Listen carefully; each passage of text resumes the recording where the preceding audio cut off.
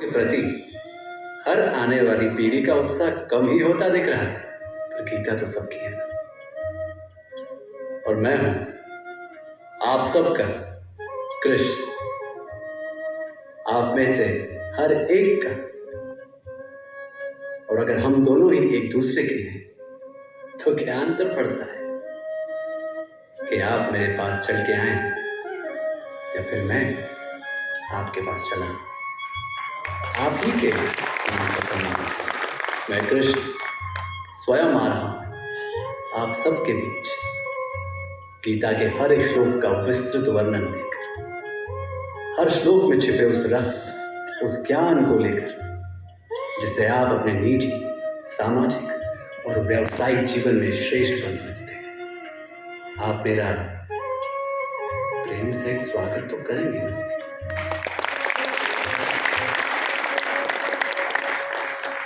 हमारे जीवन में भी तो ये होता है कि हम छोटी छोटी चिंताओं पर ध्यान देते देते अपने अंदर की एक शक्ति को अनदेखा कर बैठते हैं। जीवन की भाग दौड़ में हम ये भूल जाते हैं कि हर समस्या का समाधान हमारे अंदर ही है। हम बाहरी जीत को ही सच्ची जीत मानने लगते हैं, जबकि जीत तो तब पूर्ण है जब मन की हो, और उसके लिए चाहिए शांति, मानसिक चेतना, सत्य, धर्म का साथ। इन सबको अनदेखा करने की भूल मत कीजिए और घबराइए नहीं। जब भगवत गीता है आपके साथ, सत्य है आपके साथ, धर्म है आपके साथ, क्योंकि मैं स्वयं जो हूं आपके साथ, आपका कृष्ण। बस दुर्योधन की तरह मुझे अनदेखा मत कर दीजिएगा और पांडवों की तरह मुझे अपने साथ रखिएगा, और फिर जीवन युद्ध में विजय आप ही की होगी।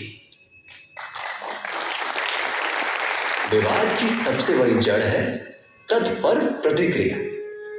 मानो कोई होड़ लगी कि कौन जीतेगा, और दुख तो इस बात का है कि संबंधों में जब यूं बिना सोचे समझे फूट पड़ती है तो दोनों ही हारते हैं। जिस तरह अर्जुन युद्ध से पहले थमकर विचार करके आगे बढ़ रहा है, आप भी एक पल रुककर सोचकर प्रतिक्रिया देंगे तो आधे विवाद वही समाप्त हो जाएंगे। सौहार्द आ जाएगा आपके सामाजिक संबंधों में।